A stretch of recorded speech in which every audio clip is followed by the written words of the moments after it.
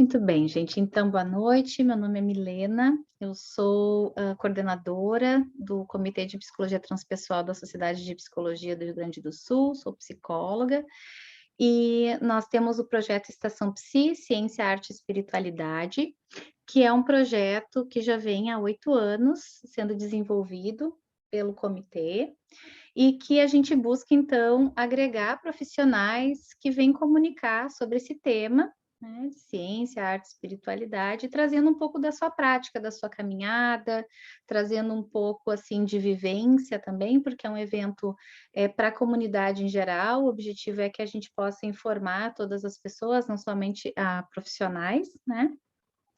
E a gente fica muito feliz, então, de contar com a presença de vocês aqui hoje e que a gente possa, então, fazer um bom evento, tá? A professora Joyce, deixa eu pegar aqui só para apresentar. Não sei se tu quer te apresentar, Joyce, a gente não combinou nada, né?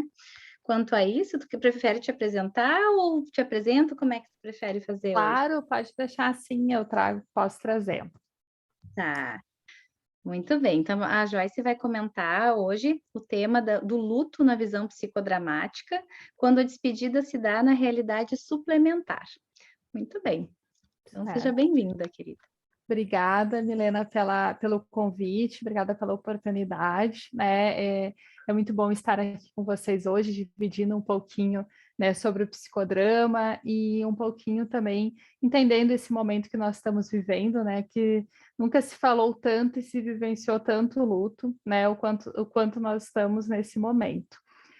Então, eu sou psicóloga, né? Sou formada pela Universidade do Sul de Santa Catarina. Sou especialista em psicodrama pela PsiViver de Tubarão, Santa Catarina também. Sou mestre em Psicologia e Saúde pela Universidade Federal de Ciências da Saúde de Porto Alegre, no qual eu estudo também sobre psicologia positiva. Então, eu estudo sobre gratidão, otimismo e esperança.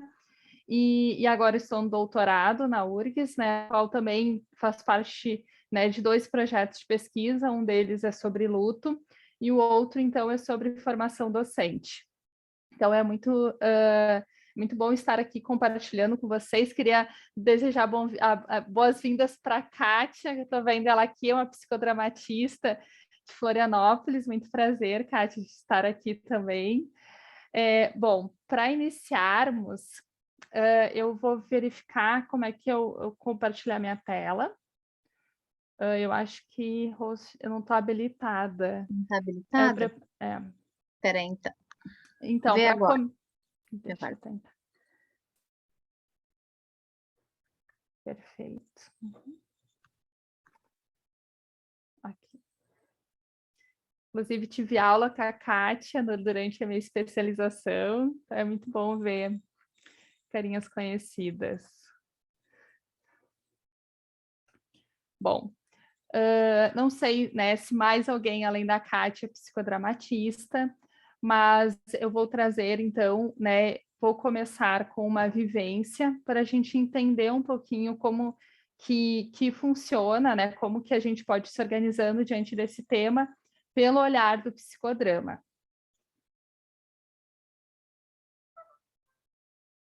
Então, eu vou pedir que todos se sentem confortavelmente nas suas cadeiras, soltem o que tem nas mãos, né? Fiquem bem apoiados com as costas. Relaxem e entrem em contato com a sua respiração. Perceba esse ar entrando e saindo do corpo. Permitam que esse ar encha os pulmões e esvazie. E percebam esse movimento de encher-se e esvaziar-se. Esse ar que nos traz vida, esse ar que se faz presente em todas as células do nosso corpo.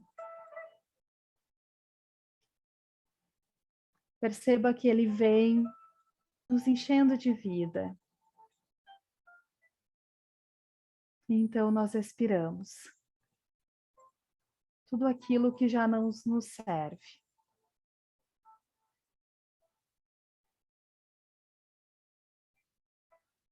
Percebam esse movimento. E aos poucos vão se conectando com o corpo e vão permitindo que esse ar se espalhe por todas as células do seu corpo.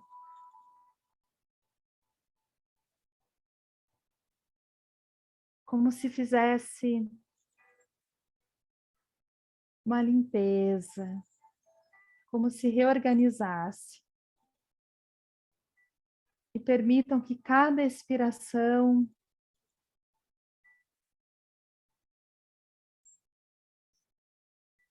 saia tudo aquilo que neste momento não serve. Vão percebendo se há algum ponto de tensão. Permita levar esse ar até esse local. Acompanhem esse ar,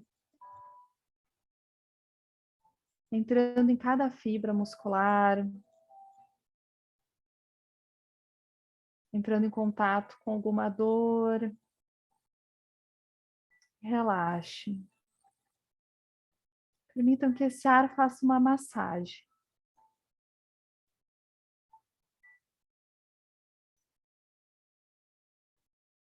E vão sentindo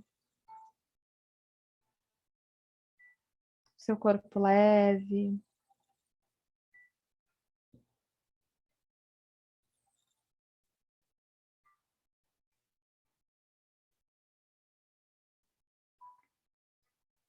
Aos poucos,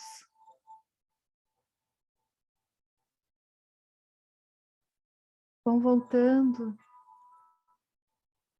para o lugar onde tudo começou.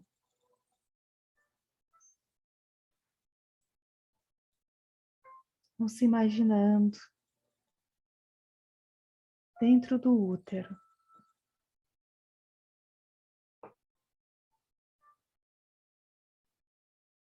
Como células que vão se multiplicando,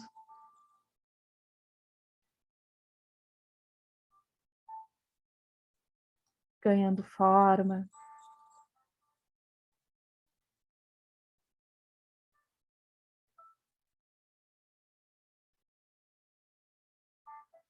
Vão percebendo que a cada mês, cada semana,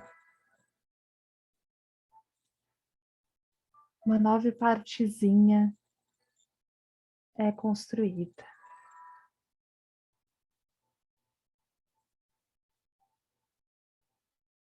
Vão percebendo que esse lugar começa a ficar pequeno.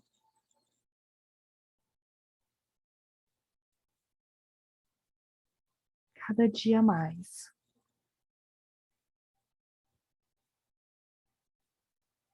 Mas você ama estar ali. É quentinho, é confortável, você já conhece. Mas perceba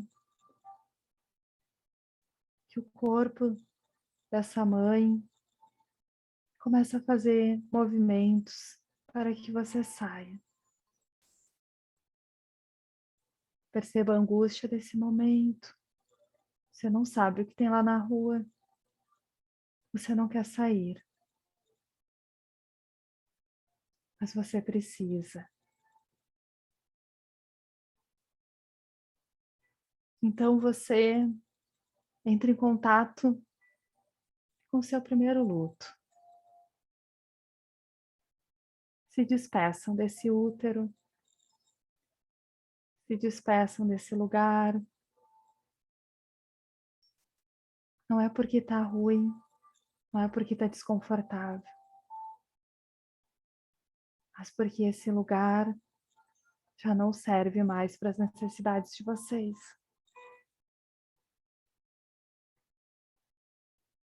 E se permitam seguir o fluxo. Permitam seguir para onde vocês são levados. Então vocês se deparam com uma realidade nova. Com a dor, com o desconforto, com necessidades não atendidas. Vocês então ouvem a voz mais bela que existe. Um colo. Aprendem a mamar. Vocês não querem mais sair dali. Tá tudo perfeito. Mas então o corpo, mais uma vez, força que vocês se despeçam. Se despeçam desse seio.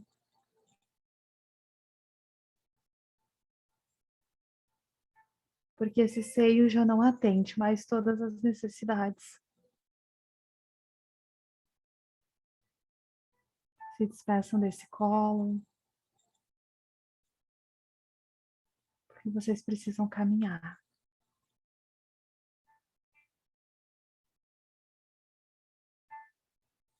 Não é porque tá ruim. Não é porque tá desconfortável. Mas vocês, nesse momento, têm necessidades diferentes.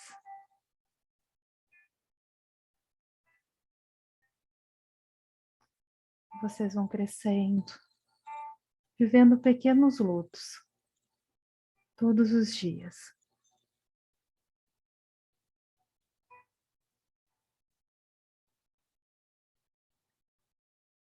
Sai da cama da mãe, se despeçam da mãe. É o primeiro dia de aula.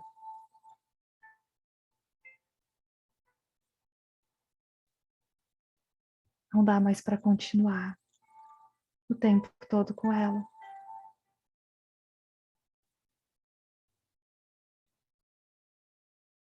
Sumir.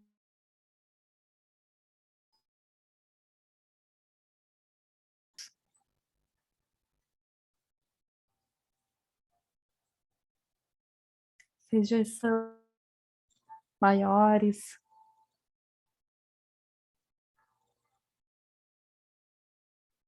Precisam trocar de escola. Não tem que se despedir dos professores. Cada ano.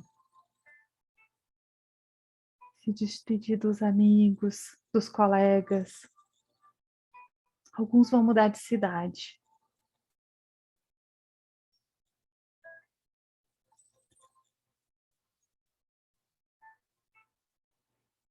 Então vocês conhecem o primeiro amor. E acreditam que vão ser para sempre.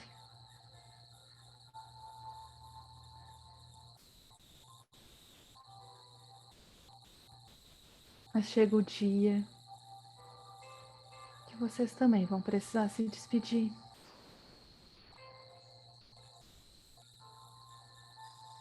E perceba que outro alguém se aproxima. Perceba que a cada despedida, algo novo acontece.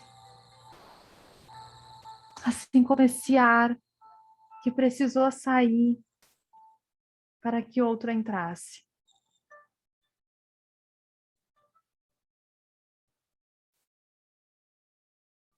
Perceba que não some, eles continuam ali. Mas você agora está preenchida por outras coisas.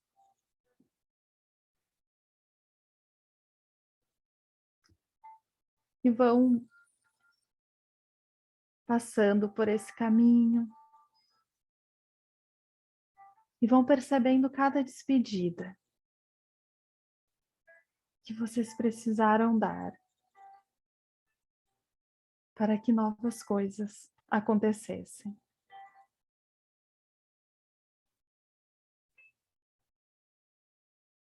e vão chegando até o dia de hoje.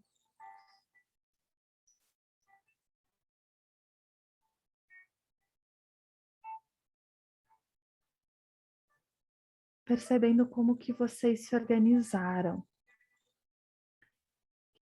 que vocês aprenderam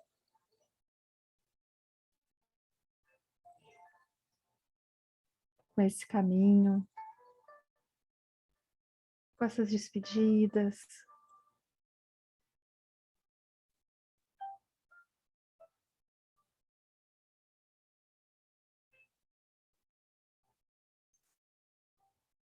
Respira.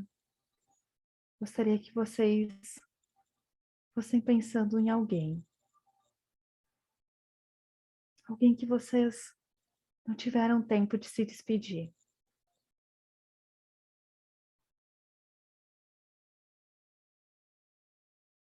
Alguém que marcou a sua vida.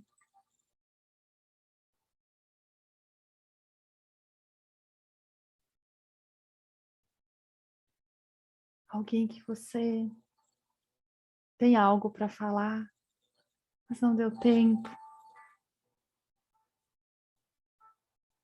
Um pedido de perdão, uma explicação.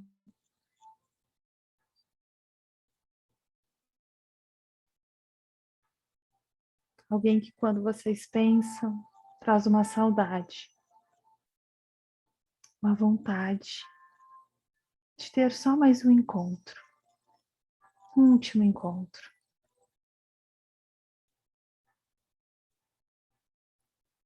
Eu gostaria então que vocês imaginassem um lugar que vocês se sentem seguros, um lugar de paz, de conforto.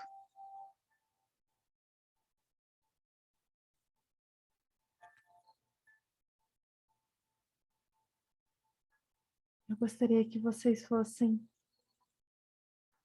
se percebendo nesse lugar, sentindo o cheiro desse lugar,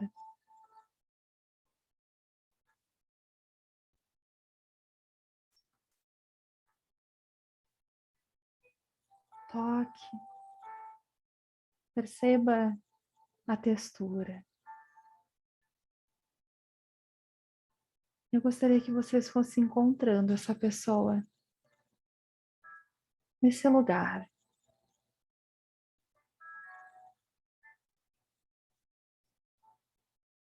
Ela ouviu o seu chamado. Ela quer ouvir o que você tem para dizer. Acreditem, é ela. Ela está aí.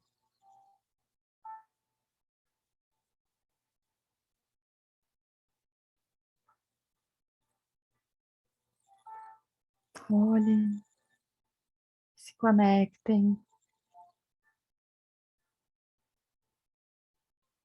Nesse lugar não há tempo. Não tem mais nada para você fazer nesse momento, a não ser estar com essa pessoa.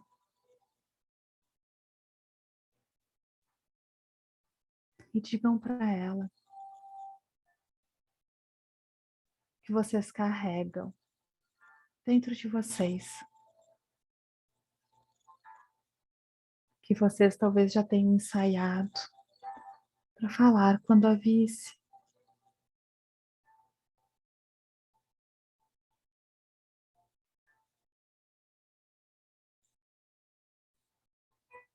Perceba como ela recebe isso que vocês trazem, isso que você traz.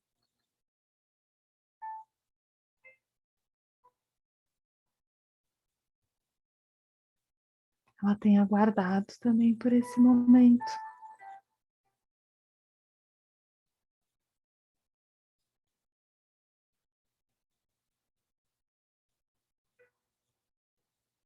Deixa sair tudo que vocês têm para dizer.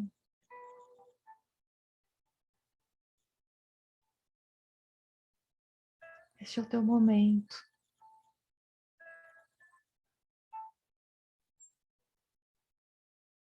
Diga para ela.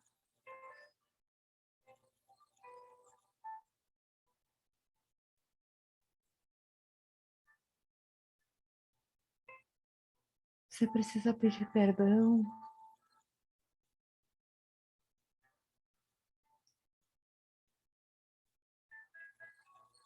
Você precisa declarar o seu amor.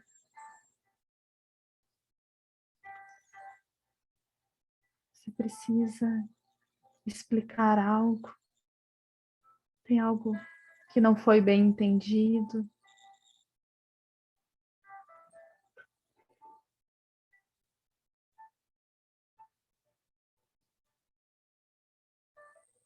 Aos poucos, vá deixando que ela responda.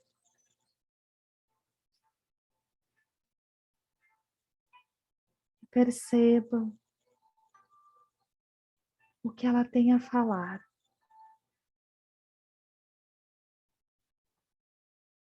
Disso que vocês levaram.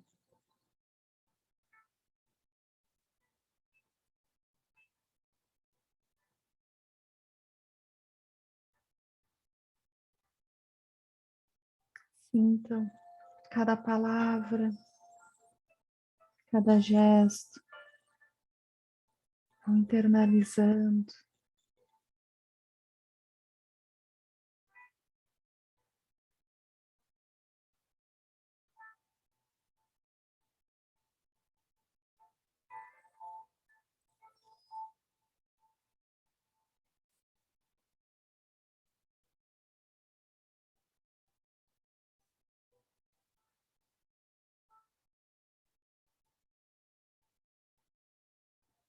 Deixem a conversa fluir. Você está seguro.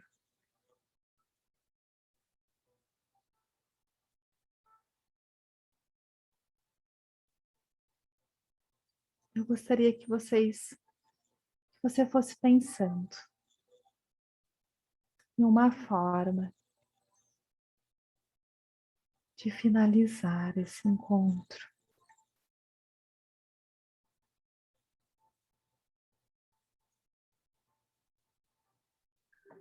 Que é, Julinha? O que você gostaria?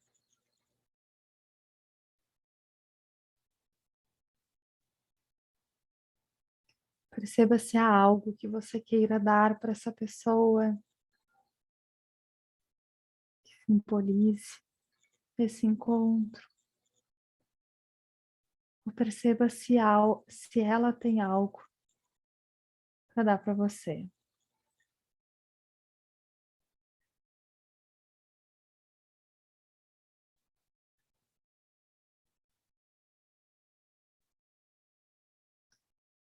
Este lugar é o lugar de encontro de vocês. Sempre que você precisar, pode retornar a esse lugar.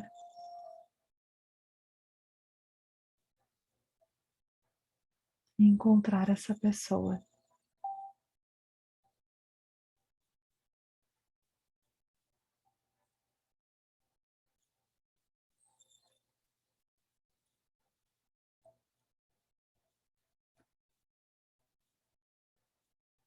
Vou finalizando esse encontro.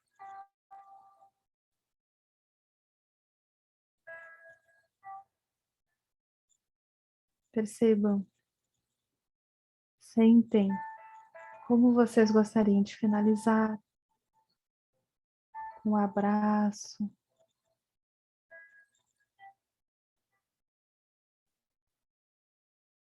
com uma palavra, um gesto.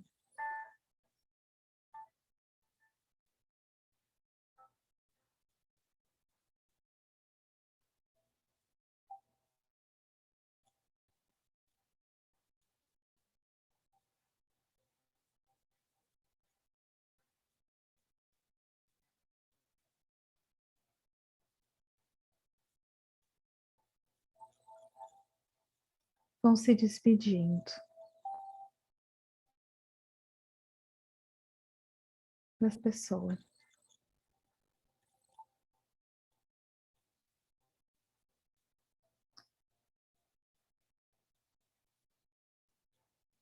Percebam como vocês vêm vindo. Respira. Volte a se conectar com o corpo.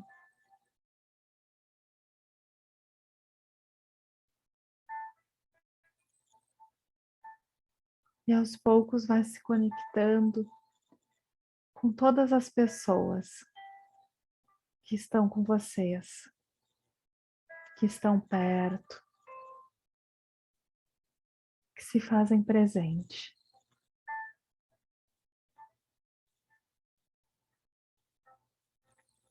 Percebam que não estão sós.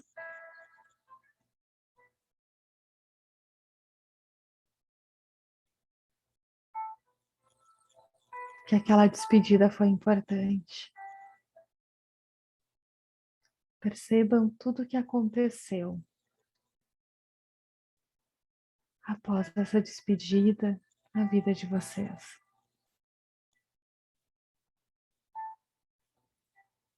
Respira. Vão sentindo o corpo. Percebam a respiração. Percebam esse ar entrando e saindo.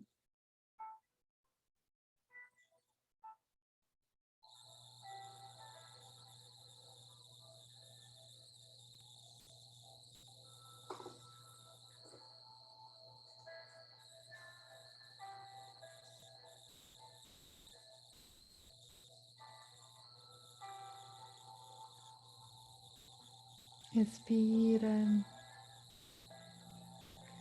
Podem abrindo os olhos, voltando aqui para o nosso encontro.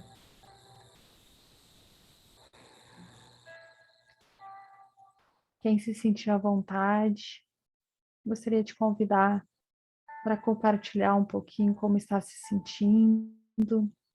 Se não quiser abrir o áudio, pode ser pelo chat.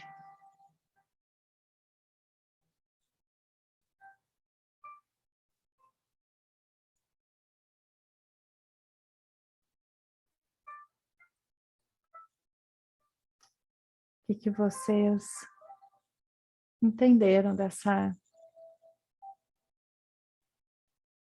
jornada? Isso que eu propus aqui agora. O que vocês estão trazendo com vocês desse encontro?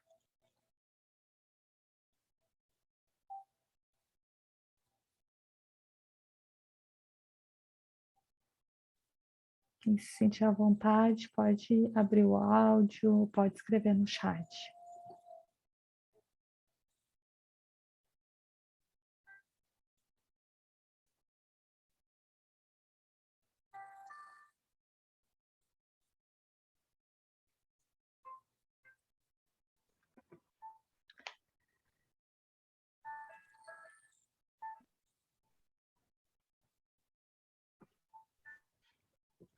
Que de repente, Joyce, vou compartilhar então como as pessoas, né? Vamos ver se a gente encoraja as pessoas a compartilharem também. Mas acho muito bonito esse reencontro, né? Essa possibilidade de reencontro e de talvez de elaboração de algumas situações assim que não se teve a oportunidade, né, de fazer diferente, enfim. Acho que mexe bastante, assim, não sei como é que o pessoal está sentindo. Acho que aqui no chat nós temos alguns relatos, né, da Gabriela, que foi uma experiência emocionante, um reencontro, uma saudade. Muito obrigada. A Milena Moura, estou bem tocada e sensível, foi bem inesperada a prática e pude traçar os lutos que vivi minha vida toda e o mais recente que foi o luto por uma pessoa amada. Muito obrigada. A Kátia, É sempre bom atualizar em que momento dos nossos lutos nos encontramos. Muito profunda vivência. Obrigada, Joyce. Muito tocante.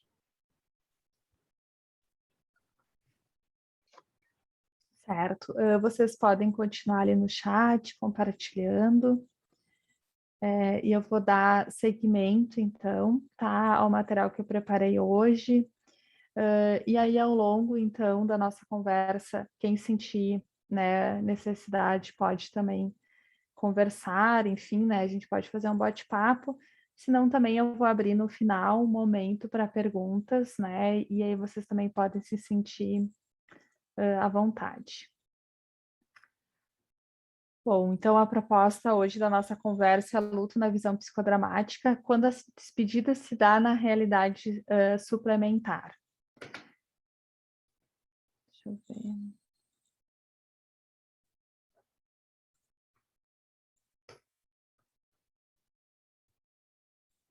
Bom, como estar abertos para a chegada de algo novo, inusitado e inesperado, que preencherá a sensação de vazio deixado pelo distanciamento de algo perdido, né? E foi o que nós falamos hoje. Quanto cada despedida que nós passamos, nós não estamos preparados para esse algo novo que nós estamos a encontrar. Então, o quanto esse processo ele é algo que nos traz uma angústia muito grande, porque de fato a gente não sabe o que vai encontrar, como aquele bebê, né, que está nascendo e que precisa se despedir do útero e entrar em contato com uma realidade completamente nova do que ele até então tinha vivenciado. Como ressignificar a morte dentro de nós? E qual o papel da psicoterapia de base psicodramática nesse processo de enfrentamento? Então, é o que eu vou tentar, né, trazer para vocês hoje, né, essas dúvidas que sempre permeiam dentro da nossa prática e dentro também da nossa busca pessoal. Bom, para iniciar, né, como eu não sei, né, se vocês têm um conhecimento, então eu vou falar um pouquinho da história do psicodrama, tá? E ele começou com Jacob Levi Moreno, né, que é esse moço aqui na figura, e ele nasceu em 1889. Deixa eu ver se eu consigo minimizar. Ele nasceu em 89 na cidade de Bucareste e faleceu em 74 em Nova York. Então, ele estudou filosofia e medicina em Viena, e uma das grandes influências também da teoria que ele fundou foi o hassidismo, que é um movimento místico surgindo dentro do judaísmo, que envolve a ideia de que cada ser é responsável por sua existência e pode ter uma vida criadora, afirmando então que o corpo é tão importante quanto a alma para se relacionar com o Criador. Então ele resgata a imagem de Deus e transforma cada indivíduo em seu próprio Messias. Então Jacob Levi Moreno ele traz a ideia de que cada ser é protagonista da sua própria história e tem o poder de criar a história que deseja viver, entendendo que nós temos dentro de nós as centelhas divinas e que nós temos o poder de criação. Por onde nós passarmos e nas relações que nós fizermos, né, assim como a conexão com o próprio universo. O trabalho dele começou com grupos antes da Primeira Guerra Mundial, né, em que ele iniciou com prostitutas, com o intuito de fornecer ferramentas para que pudesse cuidar do aspecto terapêutico, e depois, então, ele desenvolve um trabalho em um campo de refugiados tiroleses, que ele, então, começa a dividir por interesses, otimizando, então, a dinâmica do acampamento. Então, a partir desse momento, ele começa a entender melhor como funcionam os grupos, né? E a teoria dele, então, vem a partir dos grupos e posteriormente é adaptado, então, por uma forma bipessoal, né? Que é o terapeuta e o paciente. Então, em 21, ele inicia o Teatro da Espontaneidade e com o caso Bárbara e Jorge, ele percebe a ação terapêutica da dramatização, formulando suas ideias psicodramáticas e criando a socionomia. Então, o psicodrama é uma ramificação da socionomia. E esse caso, então, ele percebe, né, que Jorge, então, se apaixona por Bárbara, mas a Bárbara, ela sempre desempenhava papéis muito meigos no palco. E o Jorge, então, se apaixona pelas personagens que a Bárbara desenvolve. E aí, quando ele vai, né, vão morar juntos, efetivar essa união, a Bárbara se mostra completamente oposta àquela que ele conheceu no palco. E ele vem e relata isso, então, para Moreno, e Moreno, então, decide fazer testar, né, mudar o papel de Bárbara no palco. Então, ele começa a dar papéis para Bárbara mais agressivos ou com menos leveza, né? E aí ela pôde, então, extravasar a sua raiva no palco, e aí em casa ela se percebe mais calma. E aí Jorge, relatando isso para Moreno, então percebe que esse jogo de papéis que acontece no palco também tem efeitos terapêuticos para o dia a dia, né, dos atores que participam desse projeto com ele. Então, a socionomia, como eu falei, ela é a ciência que estuda as leis sociais que regem o comportamento, e ela, então, tem 3 vertentes. A sociodinâmica, que é o estudo das leis e dos momentos grupais, a sociometria, que é o estudo da organização grupal e tem os testes sociométricos, e a sociatria, que, então, são as intervenções socioterapêuticas, em que são utilizados os métodos de ação, como o sociodrama e o psicodrama. Então, no caso aqui hoje com vocês, eu apliquei uma técnica de sociatria, né, em que eu pude, então, imergir mais no psicodrama interno. Então, a sessão sociátrica ela é dividida em 3 contextos. O primeiro é o social, em que estão imersa a cultura, o tempo cronológico, o espaço, e que são as respostas ao onde, quando, quem e com quem define os papéis sociais e os sofrimentos do grupo. O contexto grupal, né, que faz parte, tem os participantes do grupo como diretores, egos auxiliares, e também as relações que envolvem os papéis sociais específicos, porém num contexto de continência próprio à vivência terapêutica. Então, aqui eu estou falando mais de um contexto grupal terapêutico. Então, o contexto social é aquele fora, né, onde as pessoas se relacionam. O contexto grupal é quando elas estão, então, juntas por um fim, né, por uma busca terapêutica. E nós temos, então, o contexto dramático, que é o lugar do como ser, né, e que é onde acontece, então, a realidade suplementar. Acontece no palco psicodramático e as relações estabelecem por meio de personagens ou de papéis psíquicos sociodramáticos, né? Então, é um plus de realidade, né? E que nós chamamos, então, de realidade suplementar. Os elementos da sociatria, então, é o diretor, né? Que é o papel dado ao terapeuta, ao psicodramatista, de conduzir, né, as vivências. O ego auxiliar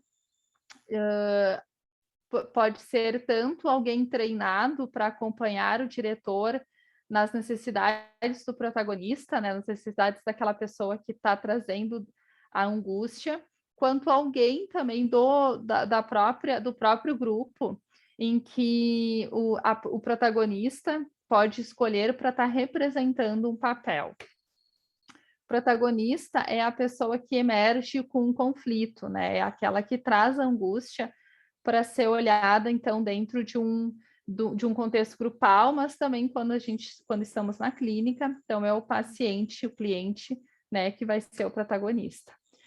Na clínica, geralmente, os egos auxiliares, nós utilizamos almofadas, né, para dar conta desses outros elementos. O palco é onde acontece a ação dramática, né, o lugar físico mesmo, mas também a gente pode usar como um lugar simbólico. E a plateia, né, então são as pessoas que assistem, são todos aqueles que não participam, né, nem como ego auxiliar, nem como protagonista, nem como diretor. Então, são os outros membros que assistem o que está ocorrendo. E nós temos, então, dentro das fases, nós temos o aquecimento inespecífico.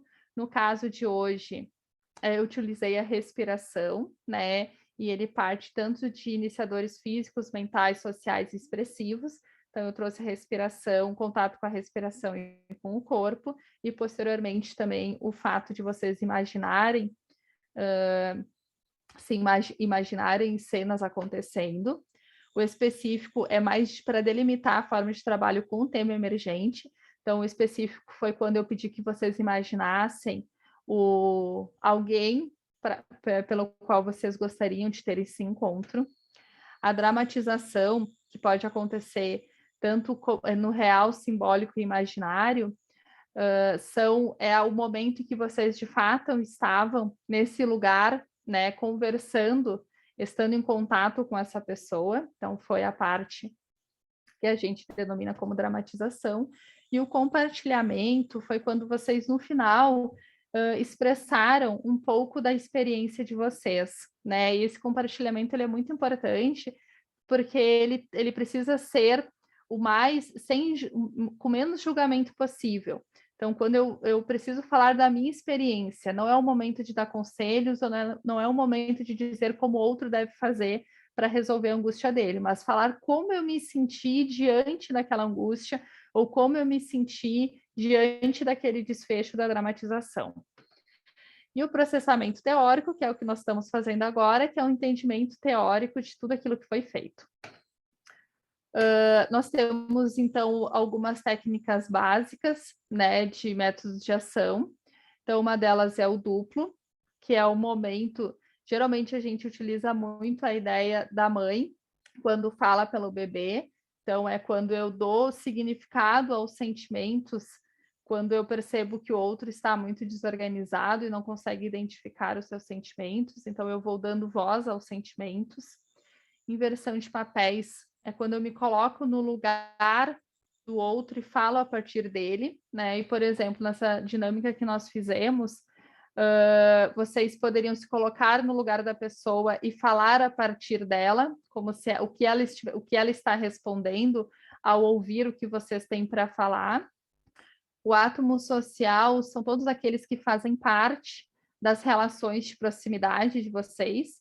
Então, pode ser a família, pode ser pessoas, entes, né, pessoas queridas, todos aqueles que vocês identificam também numa rede de suporte.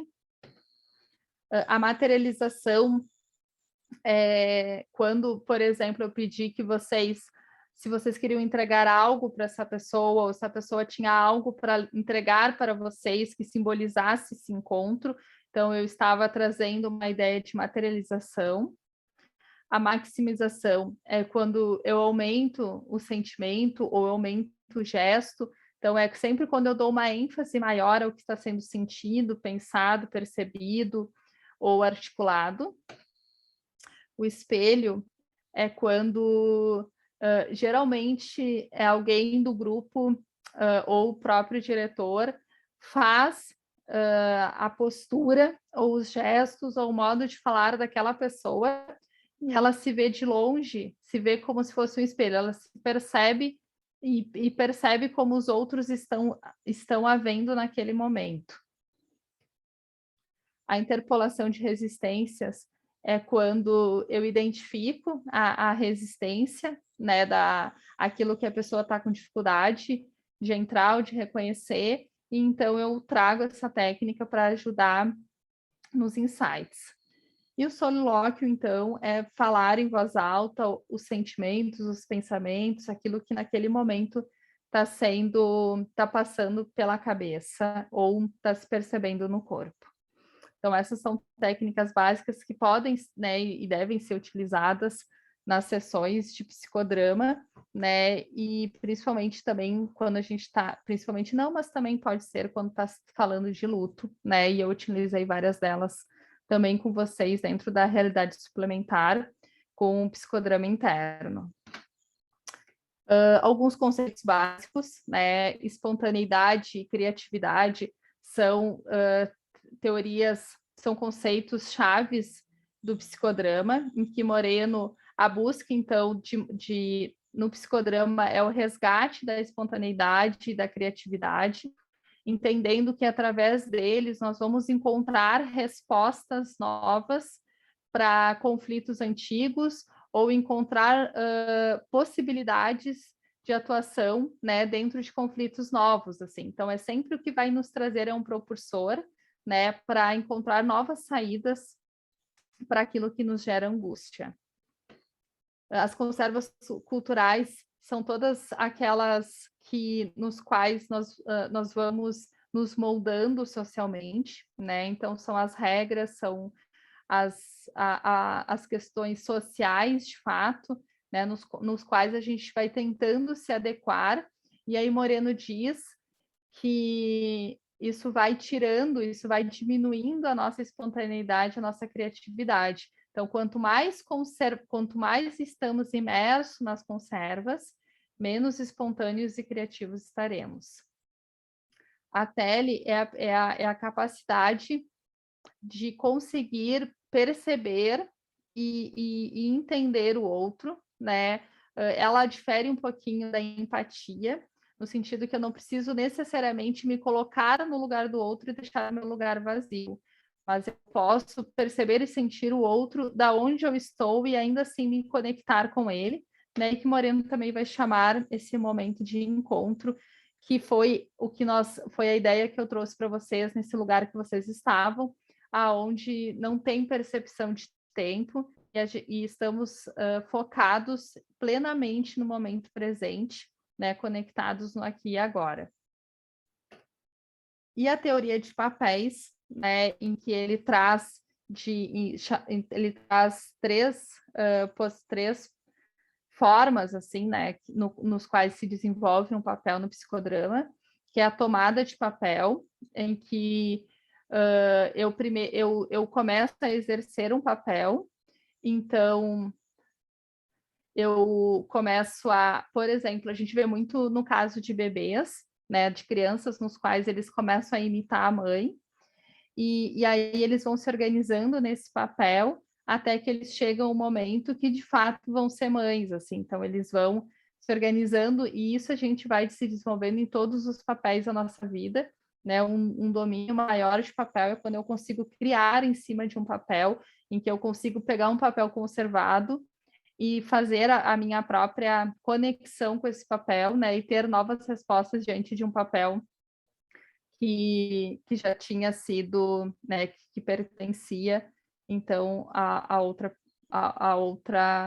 alguma classe social, a alguém, assim, né? Por exemplo, papel de estudante, papel de esposa, papel de marido, papel de mãe, papel de pai, de filho. Então, que eu consiga trazer, né, me conectar e me aproximar desse papel e não siga só aquilo que é dito para eu desempenhar, né, mas que eu consiga me conectar de fato.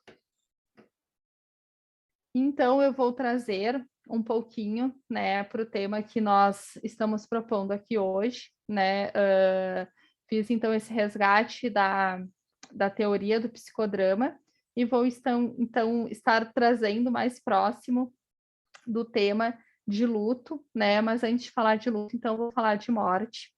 Na teoria do psicodrama, nós não temos, né, muitos estudos sobre luto, nós temos muito mais sobre Moreno mesmo, trouxe muito mais a teoria sobre processos de vida, né? Então eu vou trazer, junto com a teoria do psicodrama, alguns outros autores que não são próprios do psicodrama, mas que eles vêm também a colaborar com essa teoria, né? Inclusive são citados em artigos de psicodrama.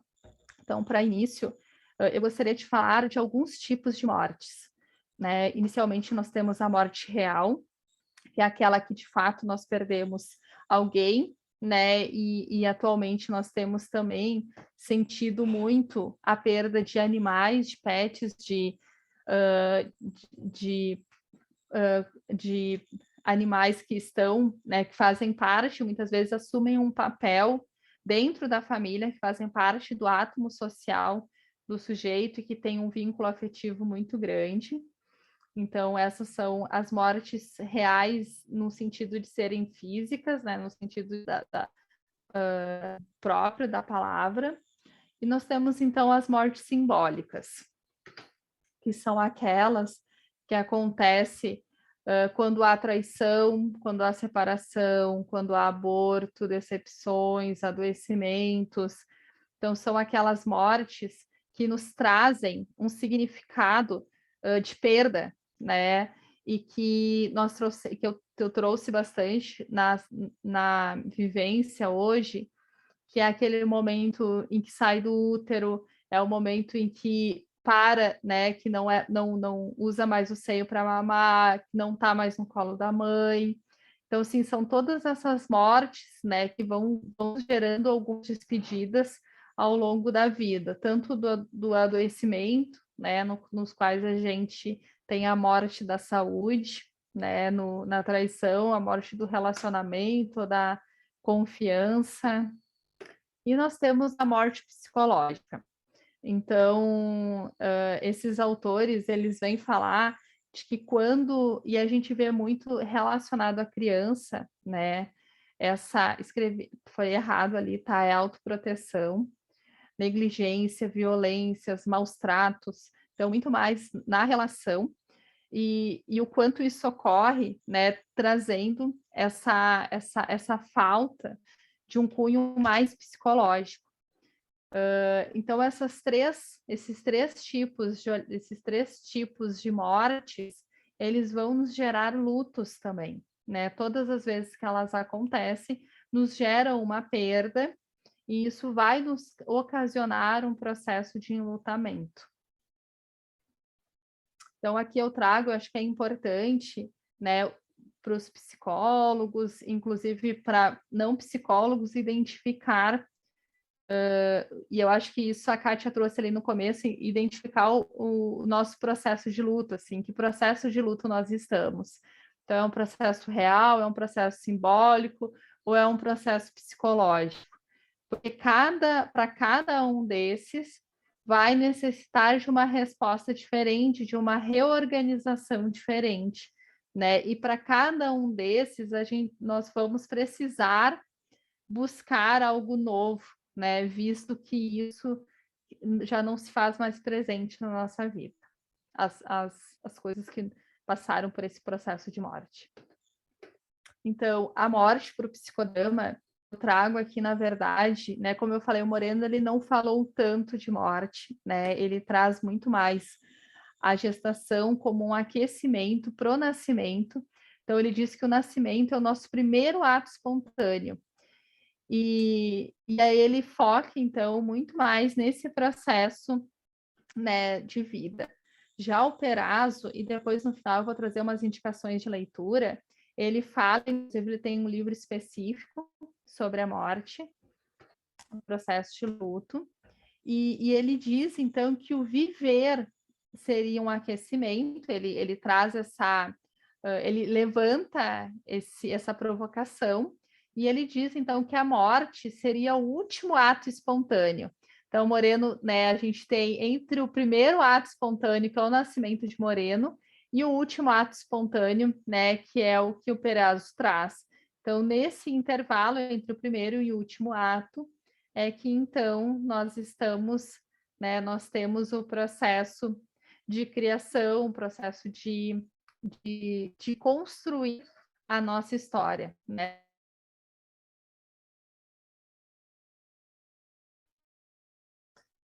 Então, falando mais precisamente do processo de luto, né? Ele é uma reação natural diante da perda, e como eu falei inicialmente, nós vamos viver vários processos de luto ao longo da nossa vida. Ele traz, então, a forma, a intensidade com que nós vivemos esse processo depende do quão próximo as pessoas estão de nós, né? Eu trouxe ali o átomo social, que é aqueles que fazem parte do nosso átomo, são os que vão ter um impacto maior no nosso sentimento de luto, né? E também o tipo de morte que se dá. Então, se é uma morte repentina, se é uma morte por doença, se é um assassinato, se é uma morte né, autoprovocada. Então, assim, fora também a idade, né, com qual essa pessoa partiu. Então, a idade, o tipo de morte, o quão próximo essa pessoa é de nós, vai impactar na durabilidade também do nosso processo de luto, né? Entendendo que nós vamos passar por ele diante das perdas que nós tivermos, e ele é uma reação natural, então é esperado que nós passamos. E nós podemos também ter diferentes respostas.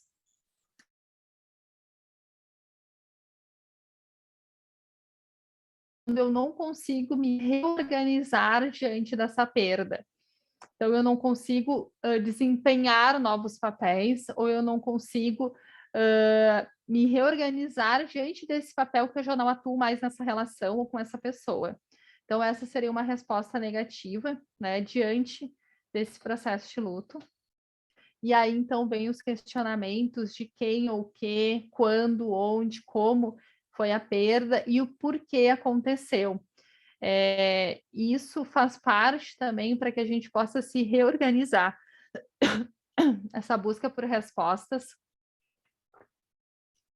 faz com que a gente perceba quais caminhos, né, ou quais novas relações nós precisamos tomar daqui para frente.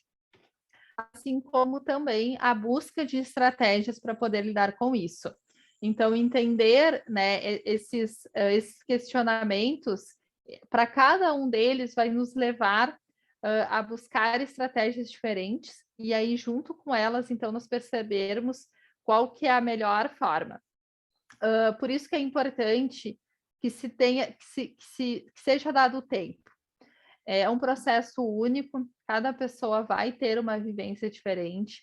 Tem autores que falam, dependendo da intensidade da perda, pode durar até 2 anos para uma reorganização. E quanto melhor a pessoa estiver estruturada psicologicamente, emocionalmente, mais firme vai ser também essa reorganização, esse novo significado que ela vai dar para os novos caminhos que ela vai traçar. Eu trago aqui 2 autores que falam das fases do luto, tá? O Bowlby, de 85, e a Kühler-Ross, de 2002. Eles trazem muito próximos, assim, na verdade, as fases do luto, né? O Bowlby fala, então, da fase de entorpecimento, né? Que a negação, o desespero e a raiva estão presentes nessa primeira fase. E a Kühler, então, vai falar de negação e isolamento. A segunda fase, então, seria de anseio e protesto, em que eu tenho raiva e inquietação diante dessa perda, e eu passo a ter essa perda, e eu penso também com a pessoa que não se faz mais presente. E então, a Kühler vai falar da raiva também, né, após esse período de negação e isolamento, então vai vir a raiva como resposta. O Bowlby fala da fase da desorganização e desespero, e aí então está presente a apatia. A Kühler fala da barganha, né, entre a fase de raiva e de depressão. Ela diz, então, que essa pessoa começa a fazer trocas, principalmente com Deus, né, ou começa a fazer promessas, ou começa a tentar fazer coisas que possam propiciar que essa pessoa volte ou que essa pessoa não parta, né? Então, é uma fase ou que se consiga de alguma forma que essa pessoa retorne. Depois disso, então, a depressão, porque se percebe que por mais que ela tente barganhar, ela não consegue, né? Essa pessoa ela não retorna.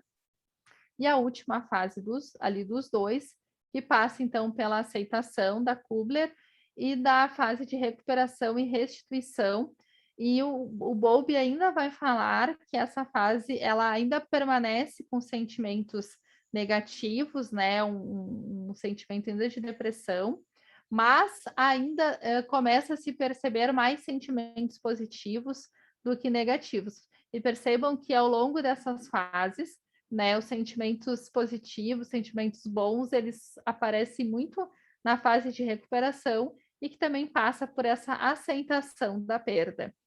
Essas fases elas não são lineares, então elas podem oscilar e depende muito do quanto a pessoa entra em contato com aquilo que lembre, né, a pessoa que não se faz mais presente, e também o quanto que ela consegue se reorganizar na sua própria vida. Então, quanto mais ela estiver focada na perda, mais esse processo vai demorar ou vai oscilar, né? E conforme ela for se reorganizando e retomando, né, se reorganizando nesses papéis e retomando, assumindo coisas novas na sua vida, isso tende a diminuir. Qual seria, então, o desenvolvimento saudável do luto, né? E o Rando, ele traz que primeira coisa é reconhecer a perda, admitir e entendê-la, lutar contra a perda, não aceitar a perda. Vocês viram anteriormente que só traz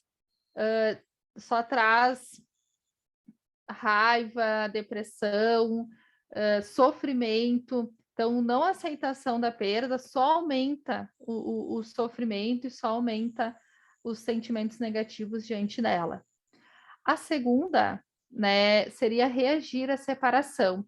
Então, ele recomenda que se experimente a dor e o sofrimento, não tentar fugir, não deixar o choro vir, deixar a dor vir, buscar uma rede de apoio, uma rede de suporte e aceitar e dar alguma forma de expressão a todas as reações psicológicas com relação à perda.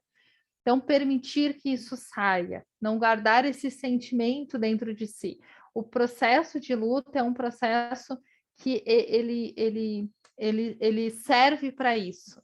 Ele serve para nos reorganizarmos.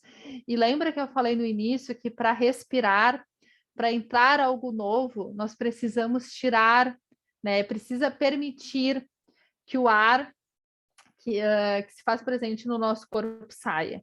Então, a gente precisa permitir também que esses sentimentos e essa dor saiam para que possa entrar, que a gente possa dar lugar para novas experiências e novos sentimentos. Recordar e reexperimentar a pessoa que se foi, o relacionamento. Então, rever e relembrar realisticamente, reviver os sentimentos, que foi o que eu propus hoje para vocês. Entrar em contato, conversar com a pessoa, né? E a realidade suplementar nos propicia isso.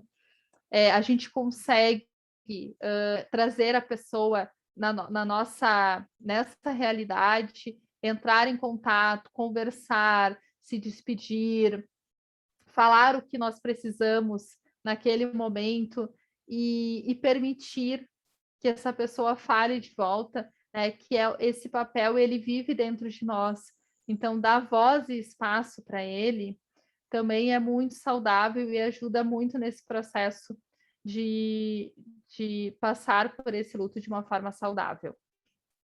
Abandonar os velhos apegos, né, em relação à pessoa perdida.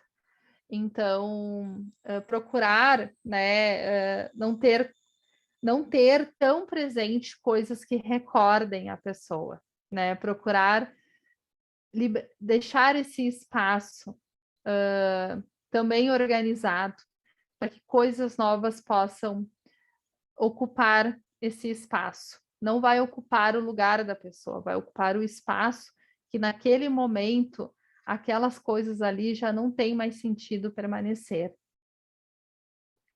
E vai gerar dor e sofrimento. E adaptar-se ao mundo novo. Então, adotar novos modos de ser no mundo, né? Nos reorganizarmos diante dos papéis que nós temos que desenvolver e perceber o que há além da dor, além do sofrimento, o que nós podemos encontrar. E reinvestir, procurar se adaptar ao mundo sem a pessoa, né? Então, se reinventar, né? Reinvestir é olhar para si mesmo e se reorganizar nesse mundo. E como eu falei, essa pessoa é alguém que nós internalizamos. Então, ela continua nos habitando. E cuidar de nós é também cuidar dessa pessoa que um dia fez parte da nossa vida e que nós carregamos um pouco dela também. As possibilidades, então, na psicoterapia de luto.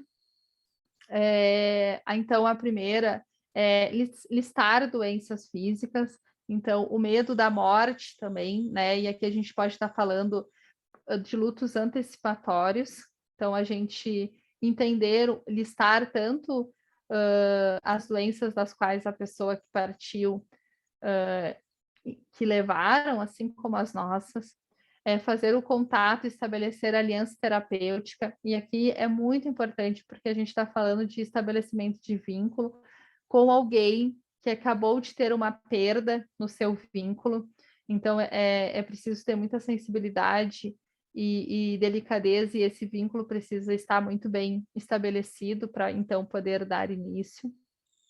Reviver lembranças da pessoa que faleceu, né, durante esse processo, e aí a gente tem a realidade suplementar para nos proporcionar esses encontros. Investigar qual das fases de luto não foi cumprida, então perceber, vocês viram que ali os dois autores, eles trazem fases muito próximas, então ver se de repente a pessoa não está cristalizada em alguma fase daquelas, ou de alguma forma não vivenciou todas as fases, então permitir, de repente, a raiva não apareceu, ou o sentimento de a pessoa assim tá muito positiva diante da perda, em nenhum momento chorou essa perda, então propiciar um espaço para que isso aconteça. Explorar e reduzir a tensão entre os objetos de ligação, que são aqueles objetos, então, que a pessoa mantém e que lembram a pessoa perdida. Então, entender o porquê mantém, o que busca, né, o que faz a pessoa se ligar a esses objetos. Reconhecer o caráter irrevogável da perda. Então, essa pessoa ela não vai voltar.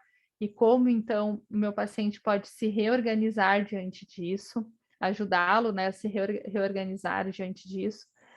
Lidar com a fantasia de terminar o luto. Por quê? Se eu parar de sofrer pela pessoa, né, pela pessoa que faleceu, eu preciso retomar minha vida. Então, o que tem na minha vida que está tão difícil para eu retomar?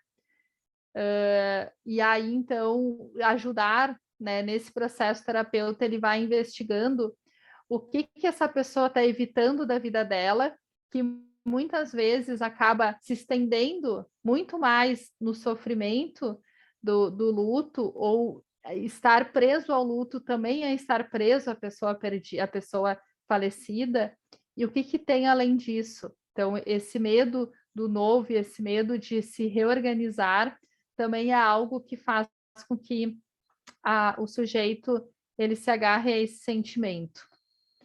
E propiciar, então, ao paciente a capacidade de dizer um adeus final, né? E essa parte é super importante, porque durante o Covid e durante a pandemia, a gente acaba não tendo essa oportunidade, né? Nós temos todos os rituais de passagem e que por conta do COVID eles não têm acontecido. E o quanto que é importante, então, que esse momento seja dado dentro da clínica para que, de fato, seja verbalizado, para que, de fato, seja ressignificado e dado um lugar, né, para essa despedida. Joyce, a gente vai ter um momento para perguntas. Vai, esse é o penúltimo slide. Tá, então depois eu pergunto. Tá bom, 3 minutinhos. Bom, os rituais, como eu estava falando para vocês, né? E dentro do psicodrama, então, o Perazzo, que ele traz o livro, é importante que se façam os rituais envolvendo a morte e o morrer, para que esses possam ser facilitadores do processo da elaboração do luto. Ademais, pode ser entendidos como a importante etapa no enfrentamento e concretização de uma perda. Então, a pessoa não desapareceu, ela foi verbalizado e foi concretizado esse processo de separação. O Fonseca também diz que é no espaço psicodramático que o paciente pode exteriorizar suas experiências internas, pois quando dramatiza uma situação por ele vivida ou imaginada, vem à tona todas as experiências mais significativas, constituindo, assim, a verdadeira ação psicodramática.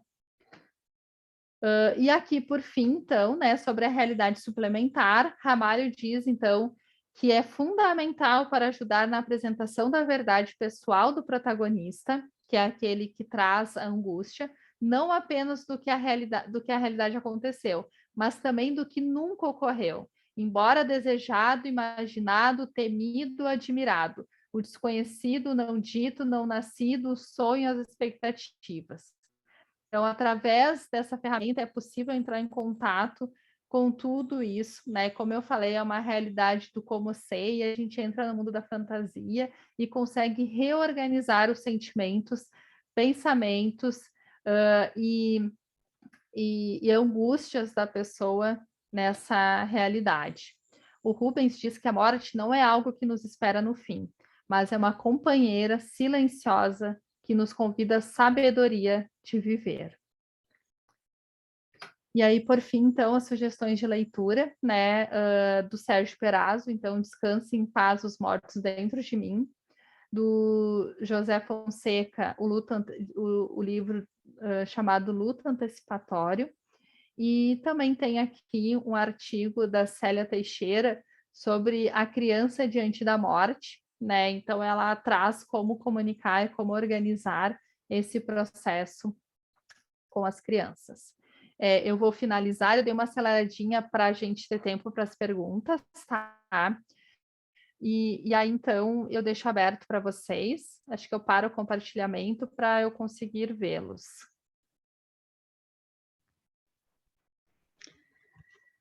Muito bem, acho que muita coisa, né? Muito intenso esse encontro, desde a vivência até o conteúdo. Acho que muitas questões tu traz, né? Ao menos me suscitaram várias questões. Eu gostaria de iniciar com uma pergunta, e aí depois a gente, né? Vocês fiquem à vontade se quiserem abrir o microfone também para perguntar ou escrever no chat. A gente vai fazendo um bate-papo aqui. Eu fiquei pensando, Joyce, sobre a questão de fazer uma lista das doenças físicas da pessoa que partiu, né? Fiquei pensando, assim, qual a importância desse procedimento, assim, e se existe, de repente, assim, às vezes alguém que assume esse papel de doente ou que começa a somatizar algumas questões daquele que partiu, né? Assim, pensando em todo esse processo, assim, do lidar com a perda e o luto, né? Sim. A questão das doenças, e aí a gente fala mais especificamente de perdas em relação a isso. Isso tanto serve para luto antecipatório, né, em que a pessoa ela traz, então, muito essa angústia, esse anseio, inclusive para pessoas que estão em estágio, em cuidados paliativos, assim, né, em estágios mais terminais, de conseguir se reorganizar diante disso, se reorganizar, inclusive, diante do adoecimento, como para aqueles também, para entender o caminho que foi feito, assim, porque há uma negação também, né, diante do processo, assim. Então, esse autor em específico, ele traz, né, de listar as doenças, e aí eu acho que vai muito também, Milena, de cada caso, assim, né, conforme ele for sendo evidenciado. Se o paciente, de repente, faz uma questão muito projetiva com a pessoa e, de repente, né, eu já tive, por exemplo, experiência que o paciente teve uma perda próxima na família de câncer e aquele paciente também achou que estava com câncer em algum lugar e aí começa a investigar ou começa a entender e aí assim, tá, então vamos ver as possibilidades, vamos olhar para isso, né? Isso se isso de fato tem possibilidade, o que a gente pode fazer. Então, se organizar também diante do adoecimento e pensar em estratégias tanto de enfrentação, de perceber assim, bom, é possível uma reversão desse quadro, é possível tratar. Tu tem provas físicas de que esse adoecimento de fato existe, porque às vezes fica muito mais no imaginário do sujeito do que de fato ele acaba procurando um acompanhamento médico. Então, muito mais para reorganizar o sujeito, e aí tanto o enlutado, quanto aquele, então, que também está numa fase de se reorganizar diante, né, da sua própria partida, assim, também. Isso, é porque eu já atendi casos, assim, que a pessoa começou a somatizar, né, bem isso, assim, câncer, eu tenho câncer em alguma parte do meu corpo, né, e a própria questão do medo da morte mesmo, também, Isso. né, que suscita. Temos aqui algumas perguntas também. A Kátia faz um agradecimento aos organizadores, principalmente a ti, Joyce, pela belíssima oportunidade de refletir sobre o processo dos lutos. Ela diz que sai pensando bastante sobre o nosso papel como terapeutas em situações de perdas traumáticas, como as que estamos vivendo na atualidade, e ela diz que precisava sair porque ela tem um outro evento, enfim, deu boa noite. A Milena pede indicações de leitura sobre morte simbólica e psicológica e te agradece, Joyce, pela palestra. Tá, aquelas indicações que eu dei ali, elas são bem voltadas para o psicodrama e elas vão trabalhar muito também com a morte simbólica e psicológica, né? Muito mais com a real, dentro desse olhar psicodramático, assim como o Bowlby também traz, né? E a própria esqueci o nome dela, A Elizabeth Kubler-Ross? Clauber. Isso, exatamente. Ai, ela é ótima. Eu conheço. Sim, ela traz com certeza.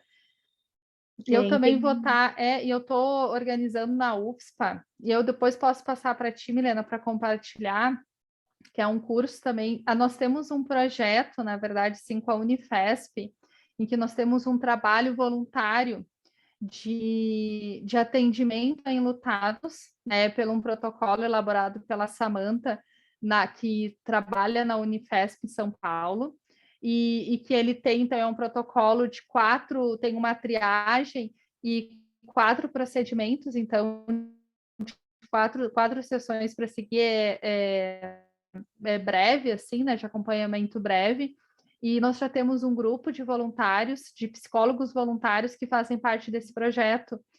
E aí, então, a UFSPA, em parceria com a Unifesp, tem desenvolvido, né? A gente já tem com os servidores da UFSPA também esse acompanhamento, e ele é aberto para o território nacional. Então, qualquer pessoa pode se inscrever, ele é online, e esses voluntários, então, eles propiciam esse acolhimento. Então, eu deixo o convite aqui também os psicólogos, né? Se quiserem estar fazendo parte desse projeto, eu vou deixar o meu e-mail aqui.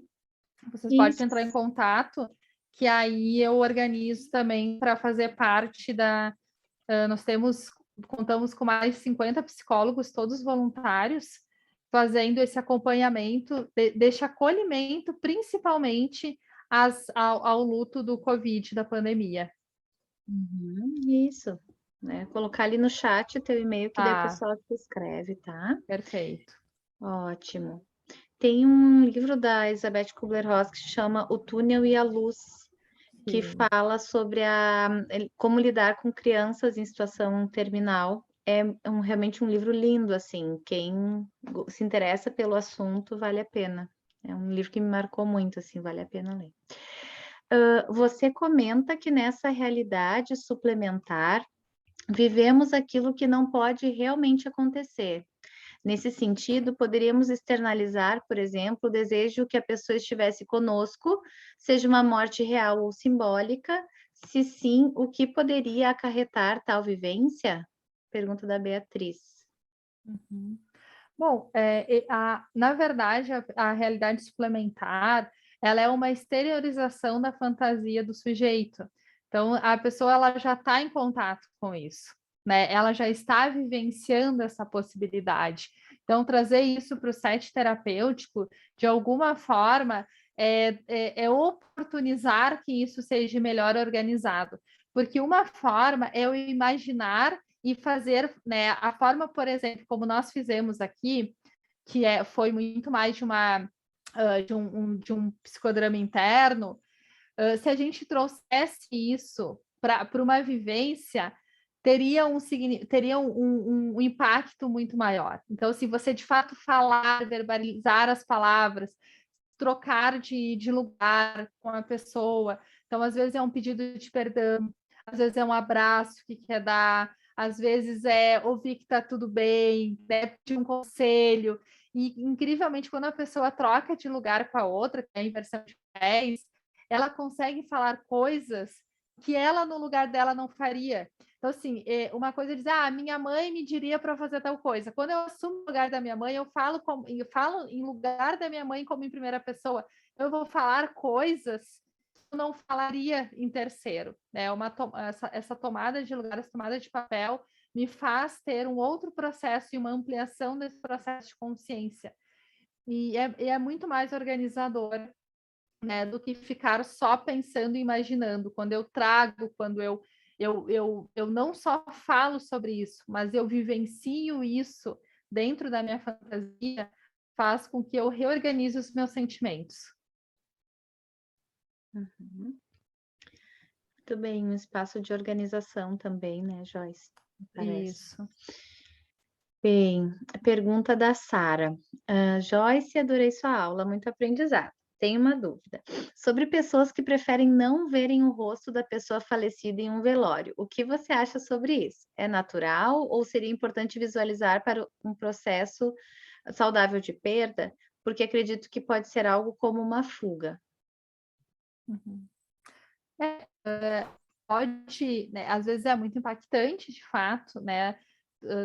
Porque é a imagem que você vai ter da pessoa, né? Então, qual imagem que fica mais confortável para você guardar e recordar daquela pessoa? O processo de luto, claro que o velório é um dos processos, dos rituais, né, do processo de luto, mas ele pode ser feito também conforme como cada um se sente confortável. Nem todo mundo gosta de ir em velório, nem todo mundo se sente confortável num velório, ou se sente confortável de ver a pessoa morta de fato, né? Então, o quanto que você consegue se reorganizar diante do luto de uma maneira muito mais individualizada. Os rituais, eles são importantes, mas eles podem também ser feitos da maneira que seja mais confortável para a pessoa. E acredito que talvez a pessoa não esteja pronta ou preparada naquele momento. E forçar isso de certa forma, é potencializar o sofrimento, que já está muito intenso, né? Eu já tive casos assim de uma paciente, por exemplo, que ela perdeu a mãe de câncer e a última imagem que ficou foi da mãe morta ali, né? E cada vez que ela sonhava com a mãe, esse era o sonho dela, era ver essa imagem. Há 10 anos sonhando com isso. Então, Sim. olha a dor que ficou, né? Será que essa pessoa realmente precisava ter passado dessa forma, né? Assim, por esse momento? E, claro, depois num nível, assim, talvez desse local que a Joyce nos conduziu hoje, né, desse local mais elaborativo, assim, a gente, através de visualizações, de imaginação, a gente vai trabalhando, né, para reconstruir isso. E aí, né, ela veio relatar depois essa questão, assim, do quanto, pela primeira vez, depois de 10 anos, estava conseguindo sonhar com a mãe, dando um abraço na mãe, a Que mãe feliz. bom! Então, assim, né, uma Ótimo. elaboração, mas olha que trauma que foi ver aquela mãe Sim. daquele jeito. Então, acho que isso ajuda a responder um pouco essa pergunta, né?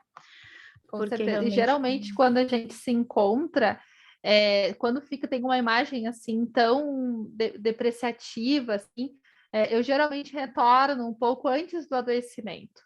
E aí ela então se encontra com essa mãe saudável, né? Para ela poder entrar em contato de fato e se reorganizar até para ela conseguir também ressignificar a doença dessa mãe dentro dela, né? Porque às vezes traz um sentimento de culpa muito grande também diante do adoecimento. isso.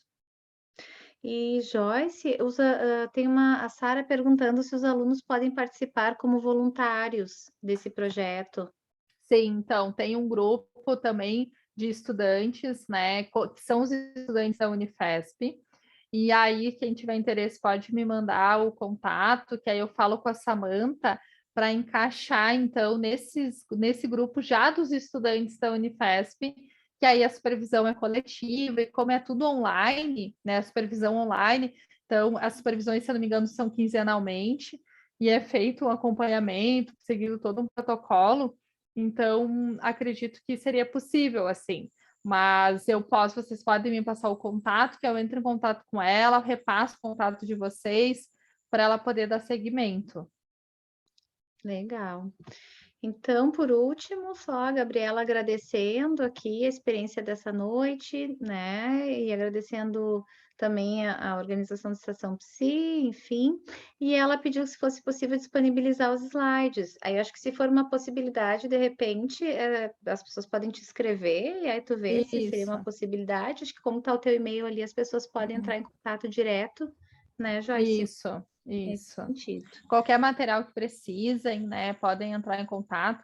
Eu vou estar agora em setembro e outubro organizando um curso também sobre luto aberto na UFSPA. Então, assim, né, podem olhar o site da UFSPA e manterem ou me escreverem para eu falar, né, quando vai estar liberado o curso, para vocês escreverem também, que é uma forma de aprofundar mais sobre o assunto. Isso, com certeza. Muito bem, pessoal. Acho que foi muito produtivo. A gente só tem a agradecer, né, em nome do Comitê de Psicologia Transpessoal da Sociedade de Psicologia. Te agradeço, Joyce, pela oportunidade de aprendizado, pela tua sensibilidade, pela vivência tão linda que nos conduziu, né? Então a gente só tem a te agradecer e seja bem-vindo sempre que quiser participar dos nossos eventos, né? As portas estão abertas, tá bem? Muito obrigada, Milena, pelo convite, obrigada a todos, né, por terem acompanhado e estarem também interessados e aprendendo e se reorganizando diante desse tema que está tão presente na nossa. Ainda é um tabu, né? Apesar de estar muito presente, ainda é algo que não é muito discutido, muito debatido, tanto dentro do psicodrama também não tem muitos trabalhos, assim como na literatura em geral, então são poucos autores que são usados como referência assim para tratar do tema. Fica o convite para vocês, assim como monografia, como dissertação, estarem também pesquisando sobre o assunto. Me coloco à disposição e para o que vocês precisarem, seja de livro, de material, de uma conversa, contem comigo. Obrigada, Joyce. Então, quem quiser depois rever, né, o encontro, fique à vontade, a gente vai colocar no YouTube do Estação Psi, da Sociedade de Psicologia do Rio Grande do Sul. E agradecemos, então, mais uma vez esse encontro. Fiquem bem, bom mês, até mês que vem. Boa noite, gente. Obrigada. Somos muito pontuais. Certinho.